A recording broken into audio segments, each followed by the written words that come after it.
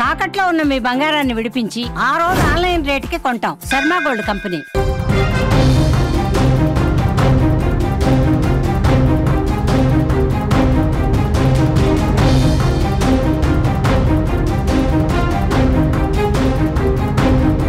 Pastor పగడాల ప్రవీణ్ మరణం మిస్టరీగా మారింది. Hyderabad Tirumalagiri SBH కాలనీకి చెందిన ప్రవీణ్ క్రీస్తు సందేశాలు ఇస్తూ ఉంటారు. టీవీ ఛానల్స్ చర్చల్లోనూ పాల్గొంటూ ఉంటారు.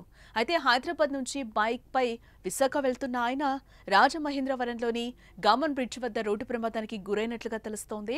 ఆయన కొంతమూరు వద్ద వాహనంతో సహా వంతెనపై నుంచి పడిపోయి అక్కడికక్కడే మరణించారు. దీంతో శవపరీక్ష కోసం రాజమహేంద్రవరం జీజీహెచ్ కి ఆయన మృతదేహాన్ని తరలించారు. అయితే పగడాల ప్రవీణ్ది రోడ్డు ప్రమాదం కాదని, హత్య అని ఆయన కుటుంబ సభ్యులు, క్రైస్తవ సంఘాలు ఆరోపిస్తున్నాయి. ఈ మేరకు సమగ్ర విచారణ చేపట్టాలని డిమాండ్ చేస్తూ రాజమండ్రి జీజీహెచ్ ఆసుపత్రి వద్ద నిరసనకు దిగారు.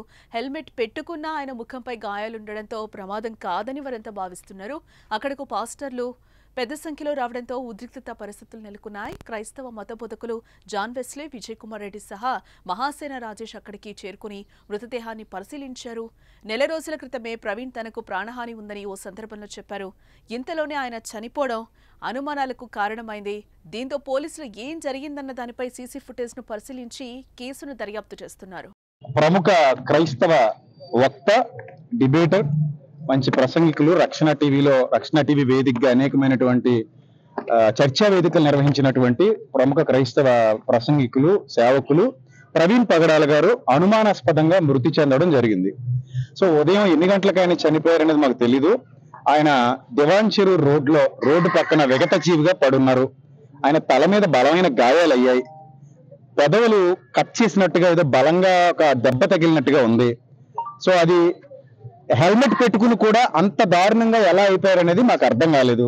రెండోది, ఆయన బైక్ స్పీడ్ గా నడిపే వ్యక్తి కూడా కాదు. చాలా శాంతంగా, సాత్వికంగా ఉండేటువంటి వ్యక్తి. సో అలాంటి వ్యక్తి అలాంటి భయంకరమైన పరిస్థితుల్లో మృతి చెందడం అనేది క్రైస్తవ సమాజాన్ని చాలా దిగ్భ్రాంతికి గురి చేసింది.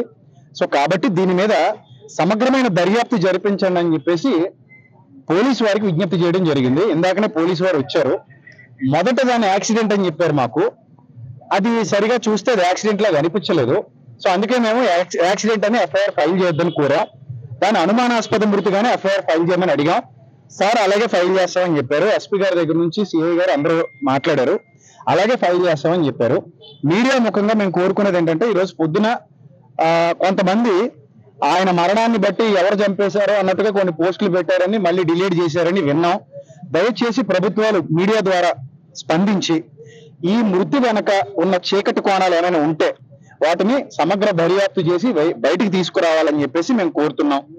ఈరోజు రాజమండ్రిలో ప్రవీణ్ పగడాల గారు అనే ఒక క్రైస్తవ ప్రచారకుడు, సాఫ్ట్వేర్ ఆఫీసులకు అధినేత, ఆయన అనుమానాస్పదంగా మృతి చెందారని మాకు తెలిసిన వెంటనే మేము రావడం జరిగిందండి. బాడీ మార్చిరీలో ఉంది. ఆ బాడీని చూసి, అలాగే అక్కడ యాక్సిడెంట్ జరిగిన విధానం చూస్తా ఉంటే కొన్ని అనుమానాలు అయితే ఖచ్చితంగా కలుగుతున్నాయి.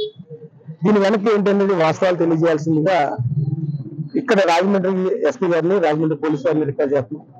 దీనికి సంబంధించి తెలుగుదేశం పార్టీ లోకేష్ గారికి మెసేజ్ ఆల్రెడీ పంపించడం జరిగింది. రాజ్యసభ సభ్యులు సానా సతీష్ గారికి, అలాగే ఇక్కడ వాసు గారిని కూడా ఇప్పుడు ఆయన కలవడానికి వెళ్తున్నామండి. లోకల్ ఎమ్మెల్యే గారికి, రూరల్ ఎమ్మెల్యే గారికి కూడా చెప్తాం. ఎస్పీ గారిని కూడా కలుస్తాం. దీని వెనుకున్నది ఇమ్మీడియట్ గా వాస్తవాలు ఏంటో బయట తీసుకురావాల్సిందిగా, యాజ్ ఎర్లీ యాజ్ పాసిబుల్ బయట తీసుకురావాల్సిందిగా కోరుతున్నాం. ఎందుకంటే ఇది ఆలస్యం అయ్యే కొద్దీ లేనిపోయిన అనుమానాలకు తావస్తుంది. ఇది చాలా సెన్సిటివ్ ఇష్యూ, మతాల ఇష్యూ అనేది. కాబట్టి దీని గురించి పోలీసు వారు ఇమ్మీడియట్ గా దీని మీద ఎంక్వైరీ మొదలుపెట్టి ఆ సీసీ ఫుటేజ్ పరిశీలిస్తారా, ఏదైతే మీ ఎంక్వైరీ విధానాలు ఉంటాయో అన్ని చేసి దీనికి కారణం ఏంటనేది మీరు బయట తీసుకురావాల్సిందిగా మిమ్మల్ని రిక్వెస్ట్ చేస్తున్నాం. అలాగే ఇప్పుడు ఆ యాక్సిడెంట్ స్పాట్ దగ్గరికి వెళ్తున్నామండి మేము. తర్వాత ఎస్పీ గారిని కూడా కలుసుకుంటాం. వారిని కూడా ఈ విషయం మీద కొంచెం త్వరగా చర్యలు చేపట్టమని రిక్వెస్ట్ చేయడం జరుగుతుంది.